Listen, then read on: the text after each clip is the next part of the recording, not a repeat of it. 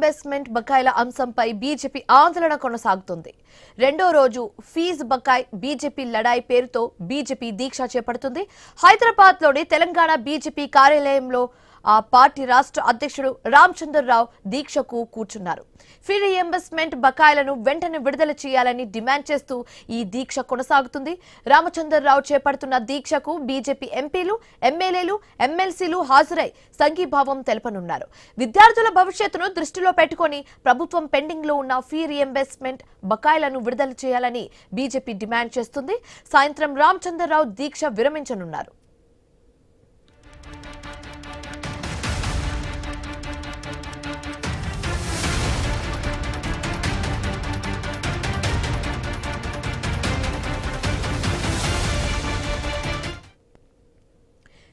తెలంగాణలో fee reimbursement బకాయిల అంశంపై బీజేపీ ఆందోళన కొనసాగుతుంది. రెండో రోజు ఫీజు బకాయి బీజేపీ లడాయి పేరుతో బీజేపీ దీక్ష చేపడుతుంది. హైదరాబాద్ లోని తెలంగాణ బీజేపీ కార్యాలయంలో ఆ పార్టీ రాష్ట్ర అధ్యక్షుడు రామచంద్రరావు దీక్షకు కూర్చొనున్నారు. ఫీజు రీయింబర్స్మెంట్ బకాయిలను వెంటనే విడుదల చేయాలని డిమాండ్ చేస్తూ ఈ దీక్ష కొనసాగుతుంది. రామచంద్రరావు చేపడుతున్న దీక్షకు బీజేపీ ఎంపీలు, ఎమ్మెల్యేలు, ఎమ్మెల్సీలు హాజరై సంఘీభావం తెలపనున్నారు.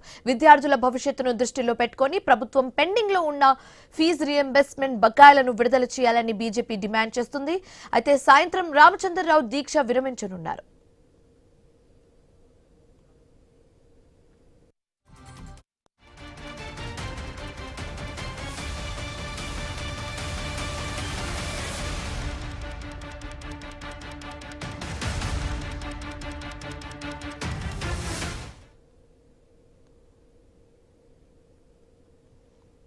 రైట్, ఇదే అంశానికి సంబంధించి మాట్లాడడానికి ప్రస్తుతం మనతో పాటు ఉన్నారు ఆర్ కృష్ణయ్య గారు, రాజ్యసభ సభ్యులు. ఆయనతో మాట్లాడే ప్రయత్నం అయితే చేద్దాం. Good morning sir. చూస్తున్నాము తెలంగాణలో ఫీజు రీయింబర్స్మెంట్ బకాయిల అంశంపై బీజేపీ చాలా స్ట్రాంగ్ స్టాండ్ తీసుకోబోతున్నట్టుగా కనిపిస్తుంది. సో దీనికి సంబంధించి మీ ఒపీనియన్ ఏంటి? ఫీజుల రీయింబర్స్మెంట్ సమస్య చాలా తీవ్రమైంది. విద్యార్థులు దాదాపు 3 సంవత్సరాల నుంచి పోరాడుతున్నారు. బీసీ సంఘం కొన్ని వందల సార్లు తరగతుల బహిష్కరణ, ర్యాలీలు, కలెక్టరేట్ల ముట్టడి అన్ని పీస్ఫుల్ గా చేస్తున్నారు.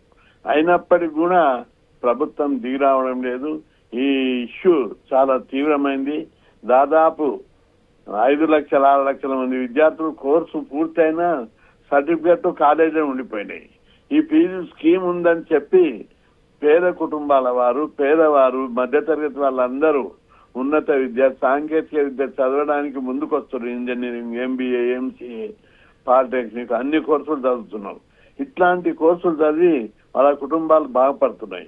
ఈ స్కీమ్ పెట్టి దాదాపు 18 సంవత్సరాలు అయింది.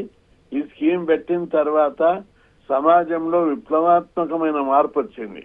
ఉన్నత విద్య చదివే వారి సంఖ్య చాలా పెద్ద ఎత్తున పెరిగింది.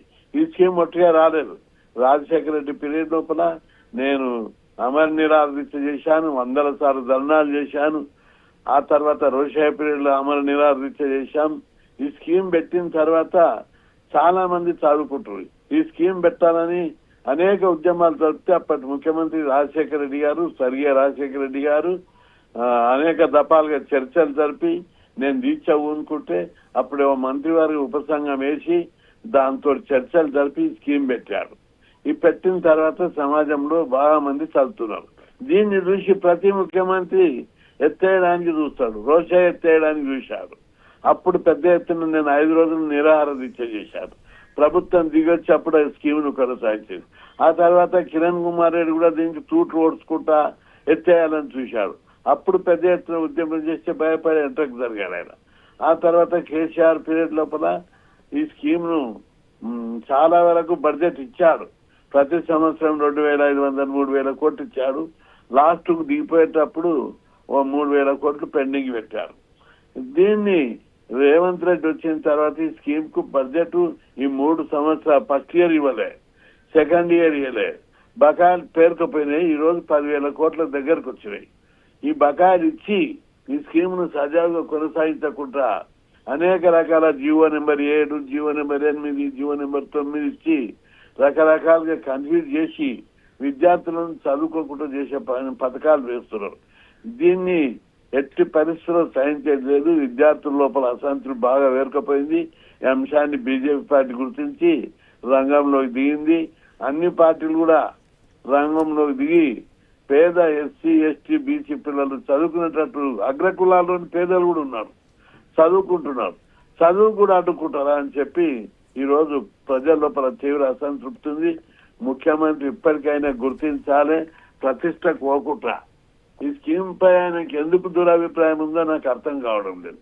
ఇది సో ఇప్పుడు మంచి స్కీమ్. ఫీజు రియంబర్స్మెంట్ బకాయిలు చెల్లించకపోవడానికి మెయిన్ రీజన్ ఏంటి? ఆర్థిక సంక్షోభమా లేకపోతే పాలన వైఫల్యమా? సంక్షోభం కాదు, పాలన వైఫల్యం కాదు. పాలకులకు ఇవ్వద్దు, ఈ పేద కులాలు చదవద్దనే కుట్రపూరితమైన ఆలోచన, అదే ప్రధాన కారణం.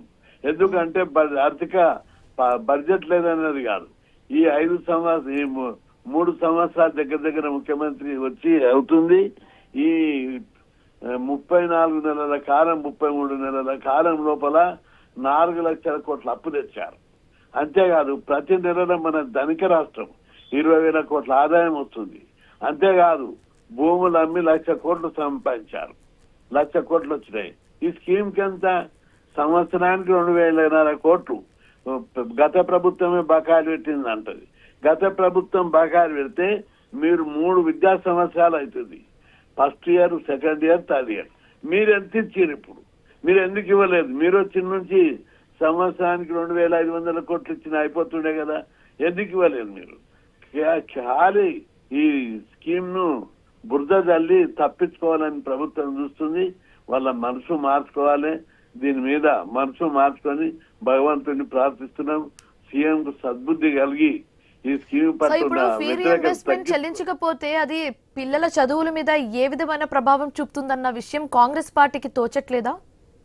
అంటే దీని తోయడం లేదని అనిపిస్తుంది. ఈ స్కీమ్ లో వచ్చిన కన్ఫ్యూజన్ వల్ల ఈ సంవత్సరం ఇంజనీరింగ్ కౌన్సిల్ కు 30,000 మంది హాజరు కాలేదు. అనేక డిగ్రీ కాలేజీలో దోస్తు ద్వారా నింపినప్పుడు కాలేజీలో పిల్లలు జాయిన్ కాలేదు. అనేక మంది ఫీజు రాదని చెప్పి కాలేజ్ అడ్మిషన్లకి రావడం లేదు. కోర్సు పూర్తి అయిన వాళ్లకు 5 లక్షల మంది సర్టిఫికెట్ కాలేజీలో ఉండిపోయాయి. చాలా మంది విద్యార్థులు ఈ స్కీమ్ ఫీజులు వస్తాయో రాదని చెప్పి కాలేజీలలో అడ్మిషన్లు తీసుకోవడం లేదు. అయినా ప్రభుత్వం పట్టించుకోవడం లేదు. ఒకవైపు ముఖ్యమంత్రి బీసీలు అందరూ చదువుకోవాలి, ఎస్సీ ఎస్టీలు చదువుకోవాలని నినాదాలు ఇస్తున్నాడు. ఇంకొక వైపు చదువుకోకుండా కుట్రలు చేస్తున్నాడు. ఓకే, సో ఇప్పుడు ఫీజు రియంబర్స్మెంట్ ను రాజకీయ హామీగా చూడాలా లేకపోతే పిల్లల హక్కుగా చూడొచ్చంటారా సార్? ఇది పిల్లల హక్కుగా చూడాలి. విద్యా హక్కు రాజ్యాంగబద్ధమైన హక్కు. రాజ్యాంగంలో విద్యా వైద్యం ప్రతి పౌరునికి ఉచితంగా అందివ్వాలని రాజ్యాంగంలో స్పష్టంగా ఉంది. అట్లాంటప్పుడు ఇది రాజ్యాంగబద్ధమైంది తప్ప రాజకీయ కోణంలో చూడొద్దు.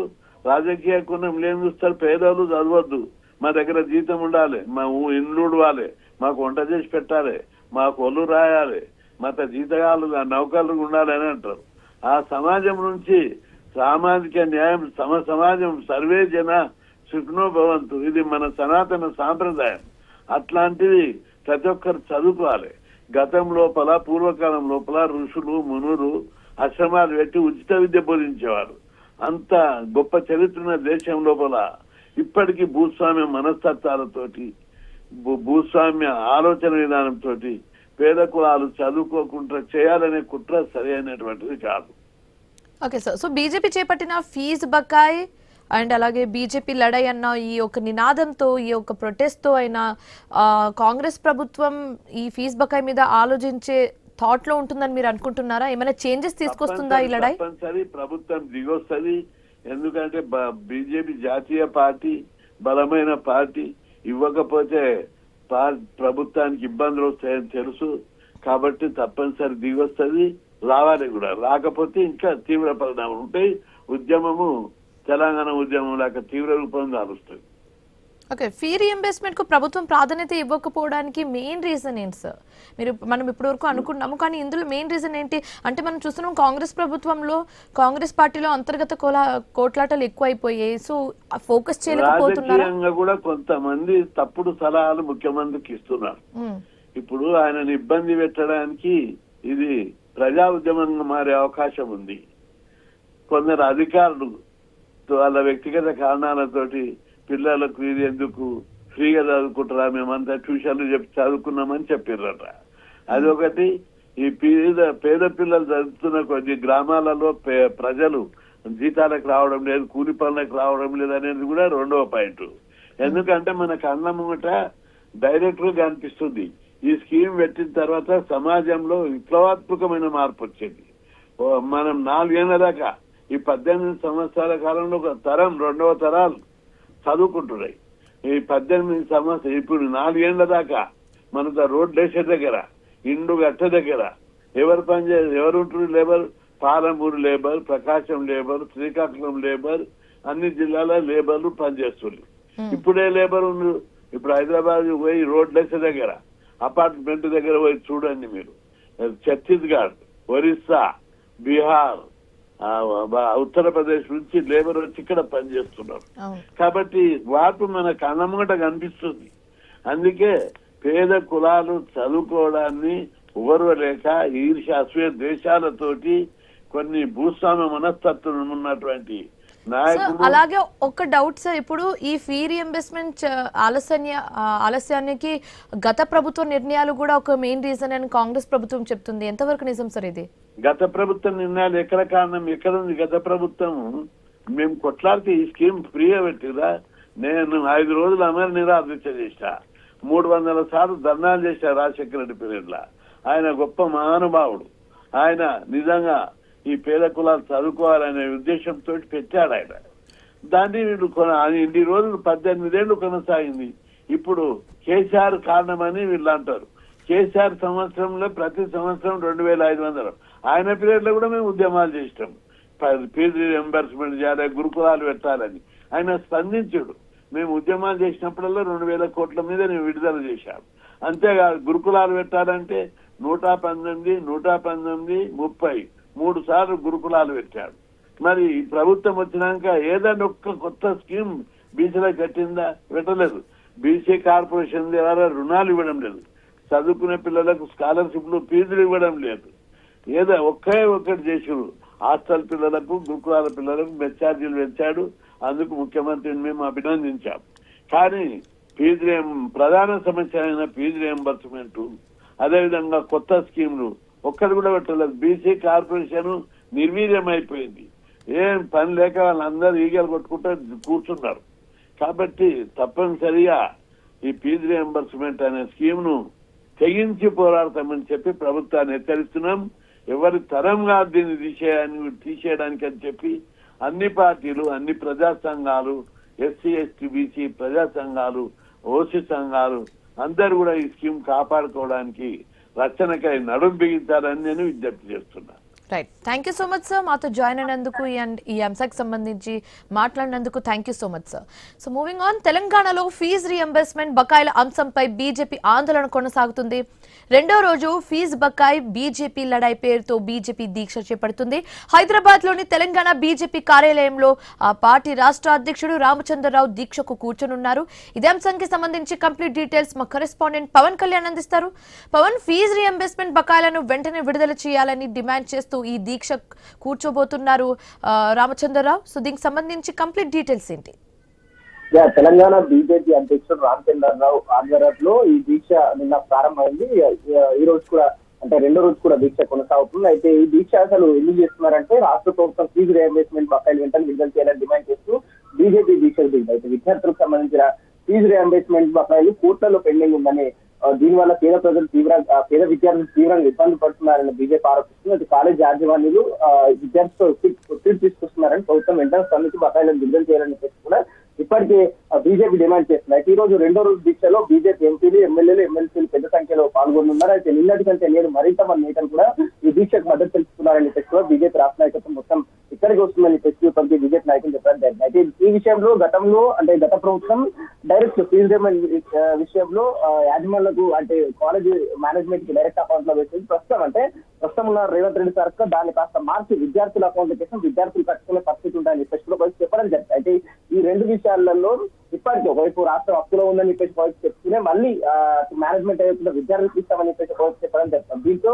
కొంతవరకు అంటే కాలేజ్ మేనేజ్మెంట్ కూడా విద్యార్థులు ఒత్తిడి పెట్టే పరిస్థితి వస్తుందంటే మీరు ఫీజు కడితేనే కాలేజ్కి వెళ్ళాలని చెప్పేసి కూడా ఈ విషయాన్ని తీసుకురావడం జరుగుతుంది. దీంతో విద్యార్థులు చాలా మంది కాలేజ్కి వెళ్ళకుండా ఒక ఆందోళన వ్యక్తం చేసిన పరిస్థితి కనిపిస్తుంది. చూడాల గతంలో ఉన్న ఆ స్కీమ్ ని fee reimbursement direct college management కి ఇస్తారా, ప్రస్తుతం కాలేజ్ మేనేజ్మెంట్ చేస్తే వాళ్ళు కమిషన్ల ద్వారా పూర్తిగా విద్యార్థులకు వచ్చే విద్యార్థులకు రావాల్సిన విద్యార్థులు తీసుకోవాల్సిన ఫీజు కంటే కమిషన్ ద్వారా తీసుకుంటున్న అంశం కాంగ్రెస్ పార్టీ తేల్చిచెప్పింది. అంటే కాంగ్రెస్ పార్టీ తేల్చిచెప్పింది. ప్రస్తుతం కొత్త విధానాన్ని తీసుకొస్తాం, డైరెక్ట్ విద్యార్థుల ఖాతాలు వేస్తాం, విద్యార్థుల ఖాతాల నుంచి విద్యార్థులకు కట్టుకునే అవకాశం ఉందని చెప్పేసి కూడా ఒకవైపు రేవంత్ సర్కార్ చెప్పడం జరుగుతుంది. సో ఏ విధంగా ఈ విధానాన్ని ముందుకు తీసుకెళ్తారంటే కూడా చూడాలి. ఇప్పటికే ప్రతిపక్షాలు అంటే బీఆర్ఎస్ కావచ్చు, బీజేపీ దీంతో గట్టి డిమాండ్ చేస్తున్న పరిస్థితి కనిపిస్తుంది. Right, thanks for the updates Pavan Kalyan.